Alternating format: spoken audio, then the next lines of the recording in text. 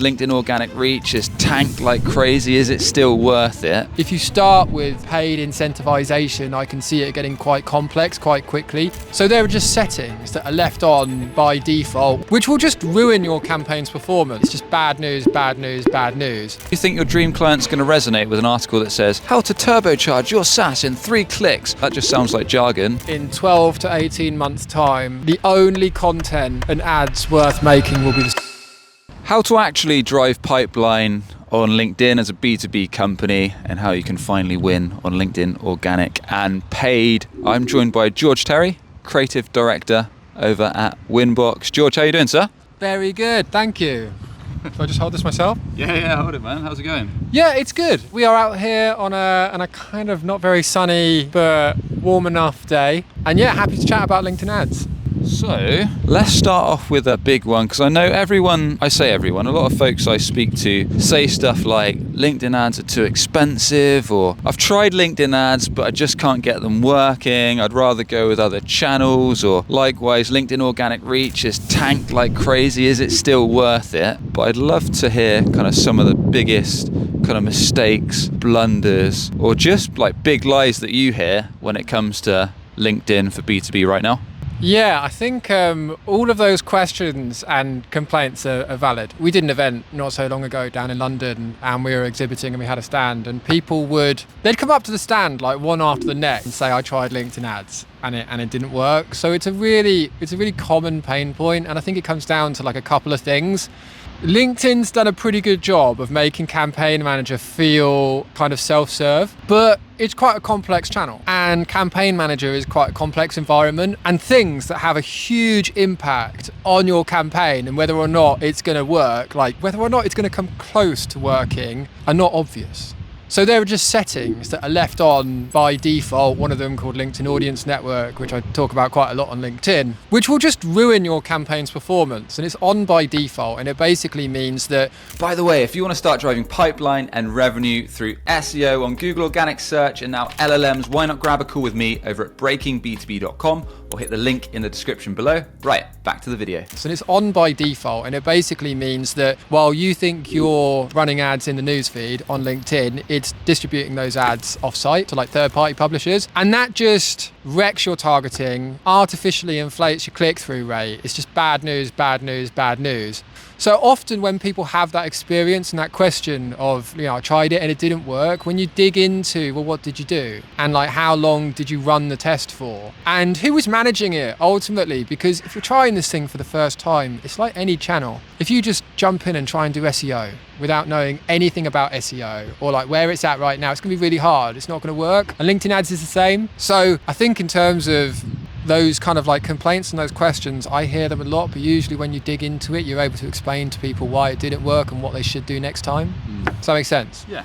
That's probably one big mistake that you see when it comes to the ad side of things. Would you say there's one or two or possibly a couple more when it comes to the more organic side of things of LinkedIn from a B2B lens? Yeah, I think the big one, and this is true for organic and paid, is seeing it as a channel that's ultimately about brands and for brands, because that's not how LinkedIn's users see it. So LinkedIn's users, they don't log on like wanting to connect or interact with brands at all. Like, people want to hang out with people, and every social network is like that. LinkedIn's rolled out these new ad format, thought leader ads, which has really changed the game, I think, for marketers, because it means that now, rather than having to do everything from your brand account, and as a result getting like just much worse traction in the feed and much worse visibility, you can now use your people. One of the biggest mistakes I think brands can make right now is not getting that shift, that like LinkedIn is not about brands, it is 100% about people. The best way to cut through in the feed and like get your story out there is to use your people. In the past, we got really comfortable with like hiding our team behind the logo and being like, it's all about the brand account, it's all about the logo. I just think like, if your CEO or founder or key people from your senior leadership team or internal thought leaders aren't out there batting for the brand,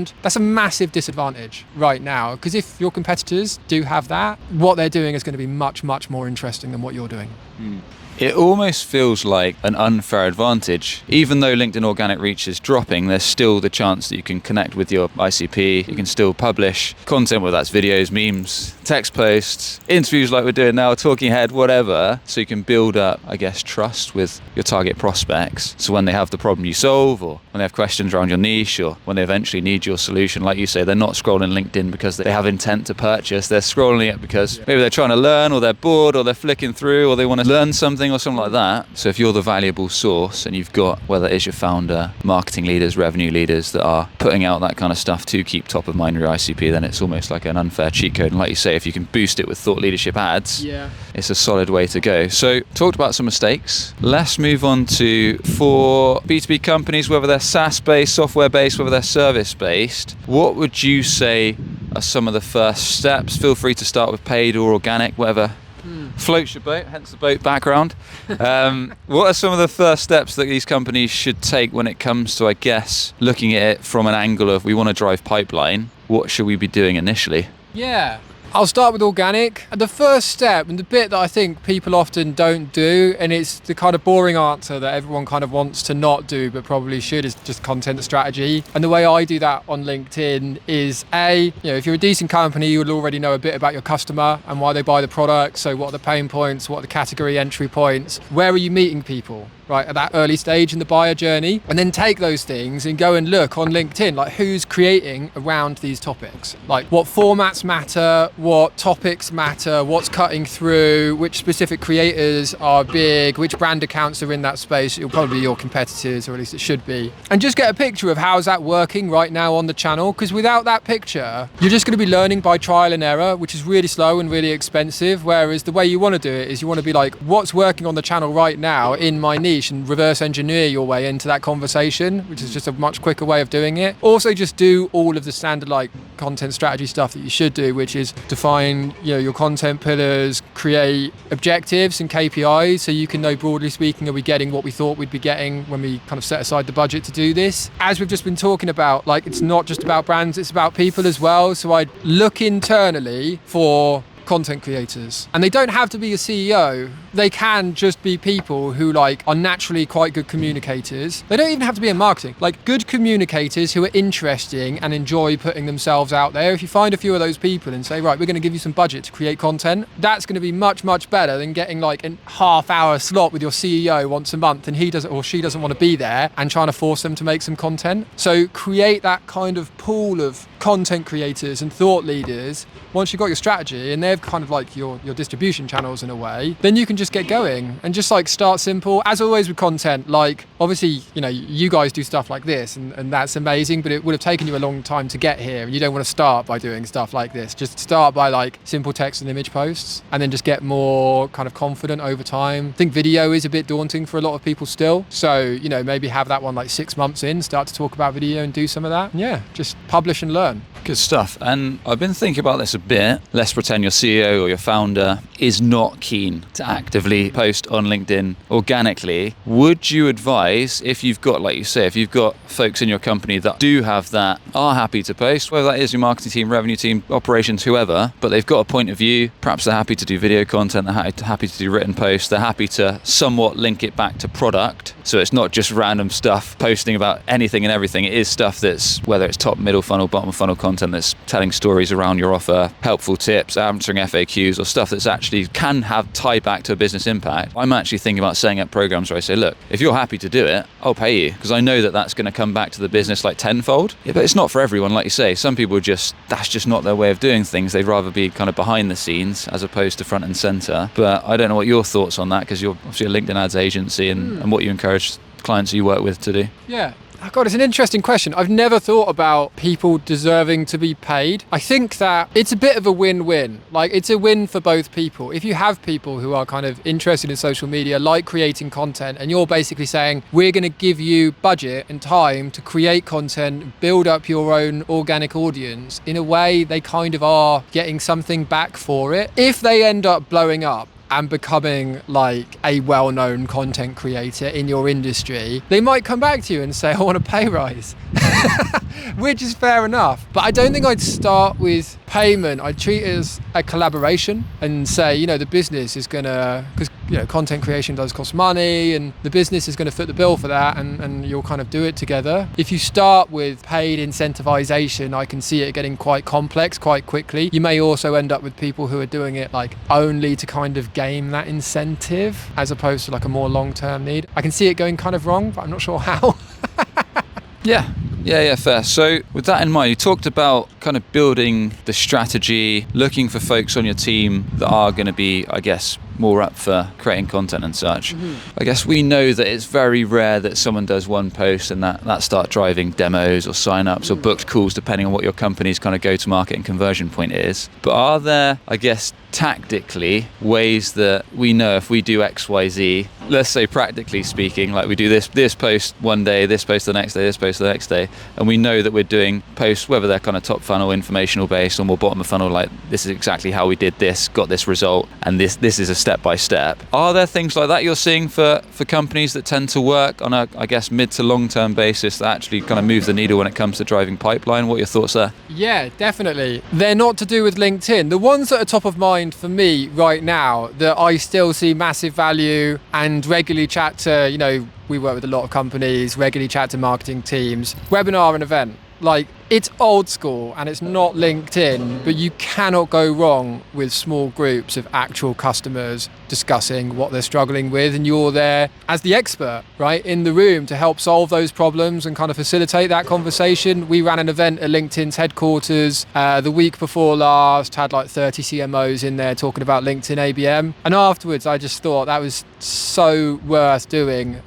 We do webinars right now like quarterly, every other month, and again, I've never done one, and even when there's only like 10 people on it, I still think that was so worth doing. I had some great conversations, actually met some people. So I think those kind of small scale tactics that don't scale, it's often a dissatisfying answer for marketers because they want things which are massively scalable, but often the things that don't scale are the ones where you actually build the real relationship. I think in terms of LinkedIn specifically and like the type of content or the type of tactics that do work, one mistake that I often see people make with their ads is they'll be running their conversion campaigns, so their retargeting campaigns. You can do them with lead gen forms, or you can do them with single image ads and drive the traffic off site. If you're driving the traffic off site, definitely send that traffic to a place which is optimized to convert.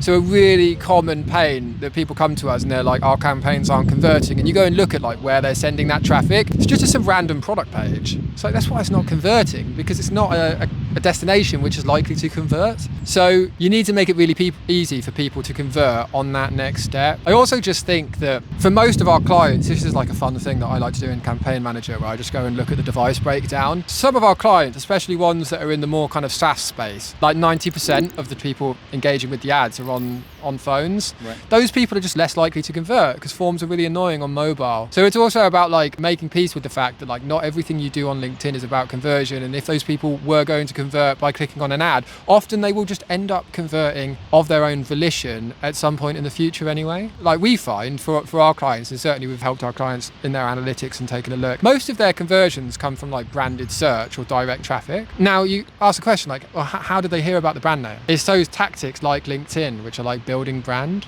So yeah, in terms of conversions, that's the kind of summarize. Events and webinars are the ones that I'm really interested in and speaking to a lot of marketers about right now. And in terms of on LinkedIn, I kind of make peace with the fact that like it won't always be possible to attribute a massive number of conversions to LinkedIn, but you can see through the other performance like metrics, they are involved in what gets people there. Yeah, I like that. We talk about that. I talk about that so many times on solo episodes at Breaking B2B. Like we'll get inbound booked calls where they'll put on the "How did you hear about us?" part of the Calendly booking. Heard about you, I don't know, on the podcast or SEO. Yeah. And I'll say, we'll get onto the sales discovery call and I'll say, so how did you stumble upon us? Like what was the full journey you took? And they might be like, oh yeah, we Googled SaaS SEO agency, had a look at your website. Then I checked out your podcast. Then I subscribed to the newsletter for 3 months. This has actually happened. And then I followed you on LinkedIn for a while. Then I brought it up with my team. And a couple months later, we actually realized we definitely do need to do SEO now. Spoke to my team again. Then we decided we're ready to book this call. And a few months later, we ended up signing up as clients. So it just shows you, like I'm really big on B2B ecosystem marketing right now. Yeah. Because like you said, it's especially if what you're selling is not cheap, in the sense that it's like several grand a year average contract value, like 20, 30, 40, 50k plus. Yeah. People don't just suddenly decide that they need the solution. They go through a series of events. They have a problem, they live with it for a while, it becomes more and more frustrating for them, their team, what becomes of it, and then eventually they do their research, whether that is LinkedIn, asking their peers, Googling, ChatGPT, seeing your LinkedIn ads, checking your website, and it's all kind of, the more you can be in those places that your dream clients trust to get useful information, the more likely I guess you are to be top of mind and be the right choice. Yeah. Moving on, I'd like to know, taking a different spin, we talked a bit about organic, bit about paid. What is one unusual take? We're recording this October 2025. In the next year, what's a hot take on what you think is going to be a winner for B2B on LinkedIn? B2B on LinkedIn, hot take. I reckon in 12 to 18 months' time, the only content and ads worth making will be the stuff that AI can't make. I think that very quickly it will be like what has happened to the low-end content marketing market, right? Which is, it's just been completely nerfed by ChatGPT, and as a result, it may as well not exist. Like, nobody reads those blogs. They get published in their hundreds. They're totally rubbish. You know from the opening sentence that they've been written by ChatGPT. They don't rank because Google just screens them out. They don't perform on social because they're so boring and generic. Maybe it's just the optimist in me, or the side of me that wants to be optimistic about my career, but I am like not worried at all about the likelihood that AI will be replacing stuff like what we're doing now, like actual people having actual conversations. And I think that there's so much hype around, you know, everyone's like, look at this AI influencer, right? When I say everyone, what I mean is marketers. If you went like to people in the street and you were like, are you influenced by this AI avatar? They'd be like, no, because it's not real. So I think that like people and the uniqueness and like humanity of people and the kind of messiness of the content they create and the authenticity of it will become like the only moat in marketing that's left, because everything else will just be quick and cheap and easy and infinitely scalable. Is that a hot take? I think it's a decent take. I've been saying some similar stuff actually. Like in person, it feels like it's coming back, because like you say, it's now so easy. Like in our game, B2B SaaS SEO, everyone worries that, oh, why can't we just generate like a dozen blog posts in the click of a button? It's like, yeah, you could do that, but you're selling software that's 50, 100k a year. Do you think your dream client's going to resonate with an article that says, how to turbocharge your SaaS in 3 clicks with our all-in-one, all singing, all dancing, like revenue-focused platform? It's like, that just sounds like jargon. There's no customer research there. Is that actually addressing a real pain point from your prospect? Is that something they'd actually say on a sales call or a customer success call? So I think, like you said, like leveraging real things that can't be replicated, real point of views, and then a bit like we're doing now, like spinning that in a way that's a bit different, a bit unusual, with proven frameworks. So like that. George, enjoyed the chat. Do tell everyone that's listening or watching us by this lovely harbour the best way to learn more about you folks and get in touch. Yeah, sure. LinkedIn, unsurprisingly. You can follow myself there, George Terry, my business partner, Mark Woodland, and you can check out our website at winbox.co. We've got loads of case studies. We share content all the time, breaking down like what we're doing for our clients right now, what's working and what's kind of not working so well but used to. So yeah, come check us out. Cheers.